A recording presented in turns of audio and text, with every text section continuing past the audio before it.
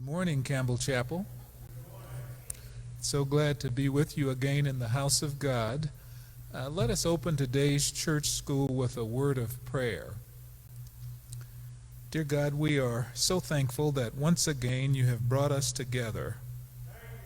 We pray as David prayed, that you would let the words of our mouths and the meditation of our hearts be acceptable in your sight, O Lord, our strength and our Redeemer.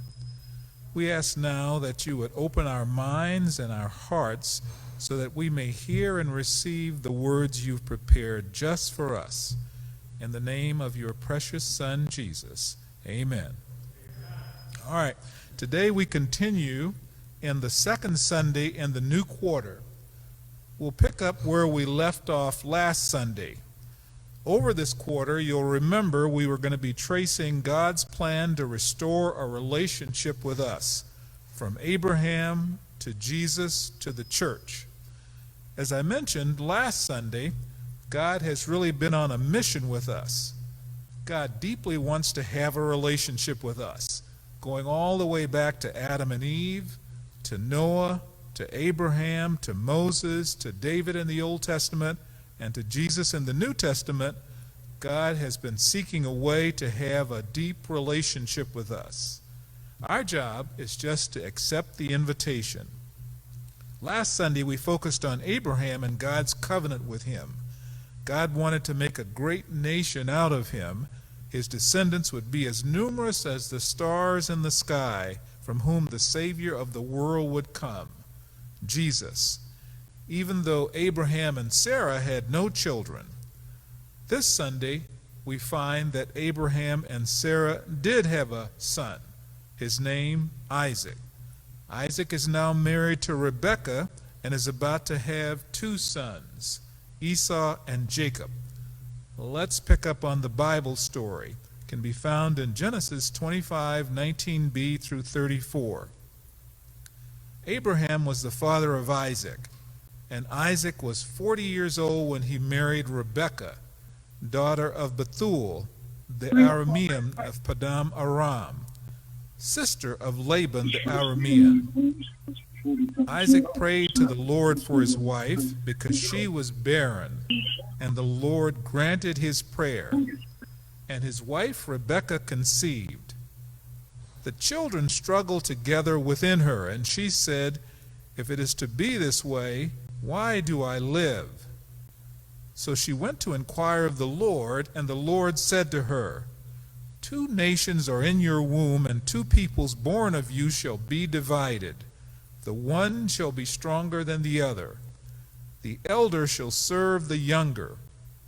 When her time to give birth was at hand, there were twins in her womb. The first came out red, all his body like a hairy mantle. So they named him Esau. After his brother came out, he gripped Esau's heel. So his name was Jacob. Isaac was 60 years old when she bore them. When the boys grew up, Esau was a skillful hunter, a man of the field, while Jacob was a quiet man, living in tents. Isaac loved Esau because he was fond of game. But Rebekah loved Jacob. Once when Jacob was cooking a stew, Esau came in from the field and he was famished. Esau said to Jacob, "Let me eat some of that red stuff, for I am famished." Therefore he was called Edom. Jacob said, "First, sell me your birthright." Esau said, "I'm about to die. Of what use is a birthright to me?" Jacob said, "Swear to me first." So he swore to him and sold his birthright to Jacob. Then Jacob gave Esau bread and lentil stew, and he ate and drank and rose and went his way. Thus Esau despised his birthright. There are key terms in our church lesson today. Covenant, which is an alliance or agreement between two parties, sometimes with equal authority, sometimes with unequal authority. As an example, God has a covenant with humankind. It's an example of the latter type, because we can never achieve equality with God. Next term, Esau, the firstborn of Isaac and Rebekah. Jacob's twin brother and the father of the Edomites. Next term, Jacob. The Hebrew name is grabber of the heel, but also deceiver. Jacob is Esau's younger twin brother who became the father of the Israelites. He fathered 12 sons who formed the 12 tribes of Israel. God changed Jacob's name to Israel. Let's look at the introduction. This quarter's lesson, titled God's Exceptional Choices, traces the history of salvation. God's call to Abraham continues the focus. But there are questions. Who would be Abraham's successor? Who's going to inherit the covenant? Jewish tradition would suggest that the older son, Esau, would be the one to inherit the covenant. But God had already made his choice. It was going to be Jacob, the younger son. Now, one thing we can say about this family, sadly, it was a dysfunctional family. Why? Well, Isaac favored Esau, the hunter. Rebekah, the mother, favored Jacob, the quiet, in the tents, indoor type. Now, it's okay to have a favorite, but usually we project love to everyone equally. Jacob was deceptive. Esau was impulsive, selling his birthright for a meal. We can't comprehend why God makes the choices he makes, but we know that God has a purpose and a plan. And God chose Jacob and created an irreversible link. Let's look at the Bible story a little closer. Isaac and Rebekah are blessed parents. Why? Well, they're doubly blessed. As Abraham and Sarah struggled with infertility, so did Isaac and Rebekah.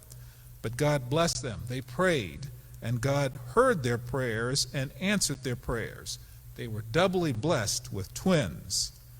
These twins came out and they were different. Yes, they were twins, but that was about it. They had very little in common. Jacob, as mentioned, loved to be indoors. Esau loved the outdoors. God explained that this difference, this conflict, would manifest itself in descendants. The nation of Israel, coming from Jacob, and the nation of Edom, coming from Esau, would be in conflict and war with each other constantly. Again, Esau's name was based on his appearance at birth. He came out red and hairy.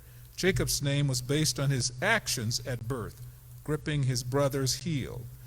These prenatal conflicts were forewarnings of future conflicts that would last for generations.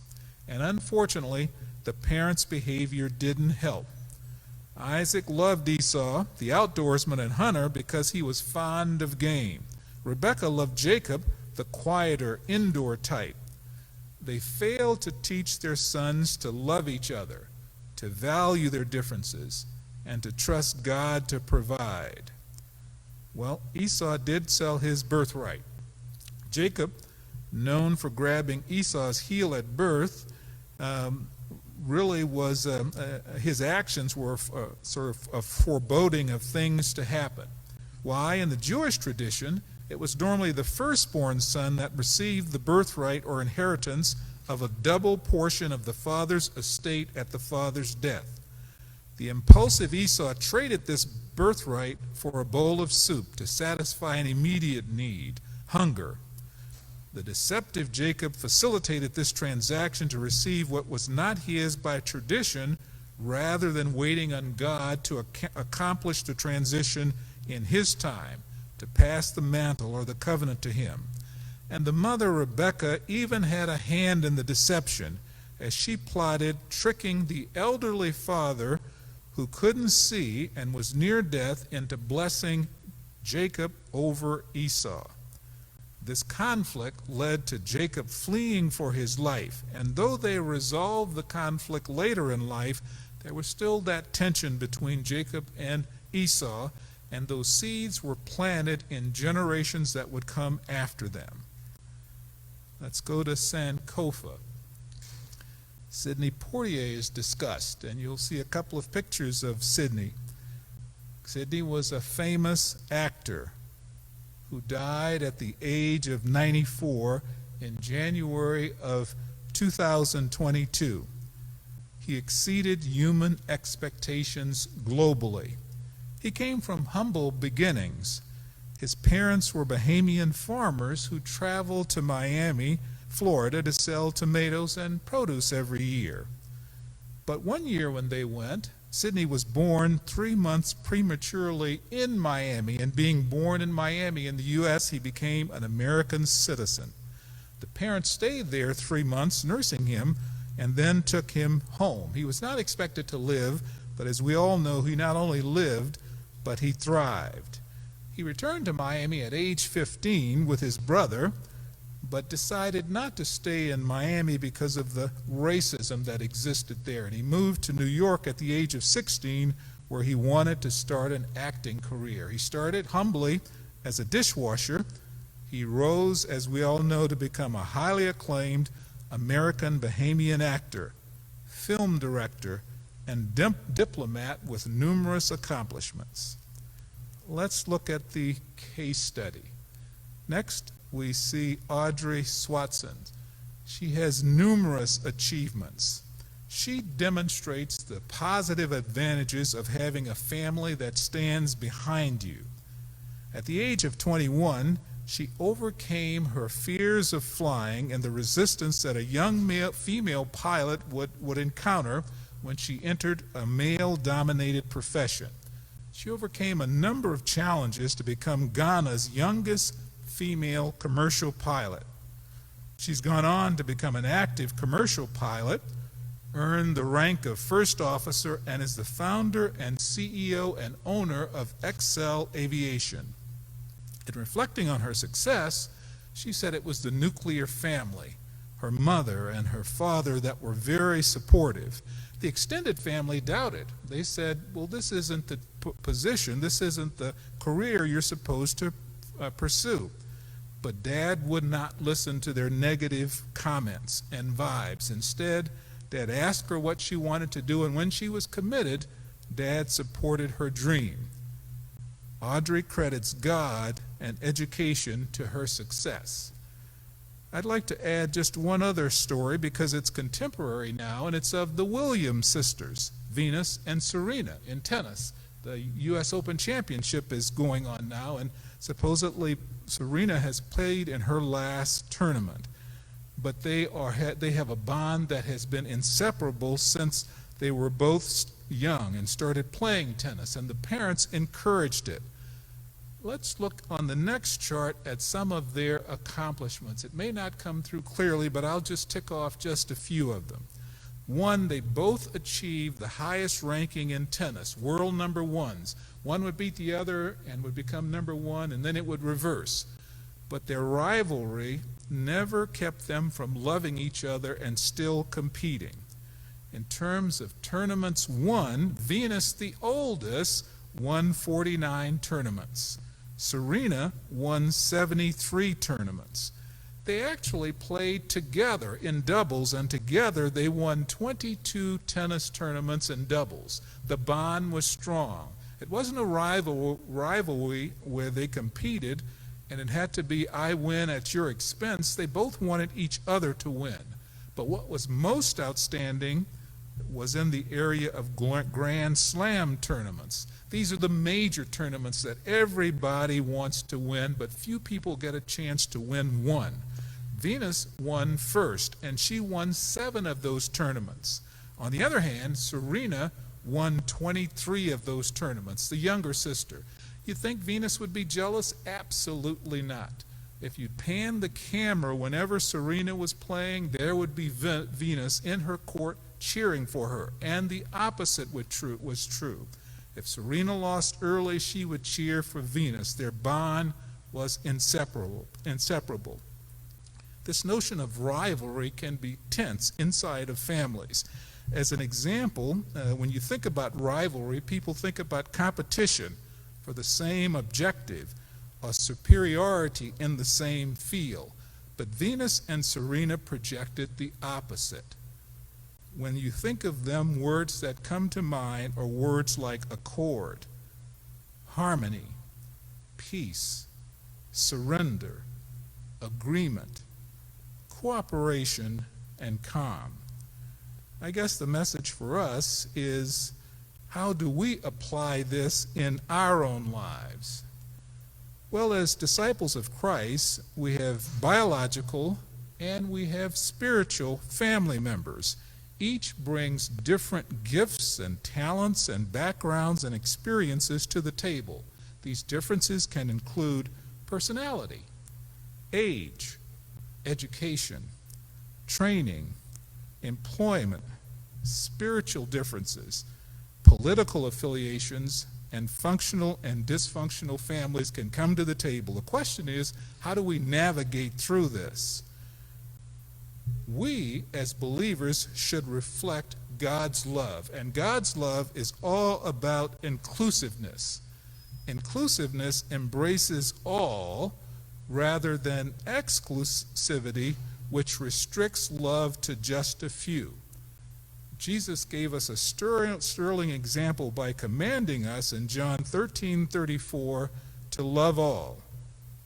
Just as I have loved you, you should also love one another.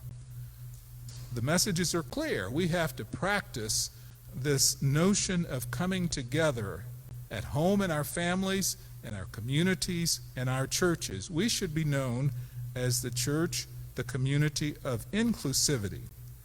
As we close, here are a few questions to ponder. How might this lesson help us counsel others about family or community dysfunction?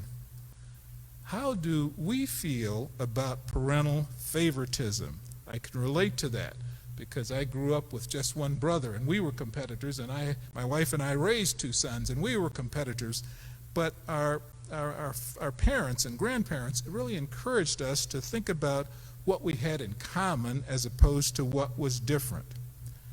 How do we feel about cliques that exist inside of congregations?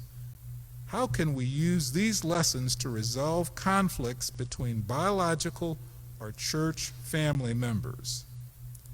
Let's close in prayer, please.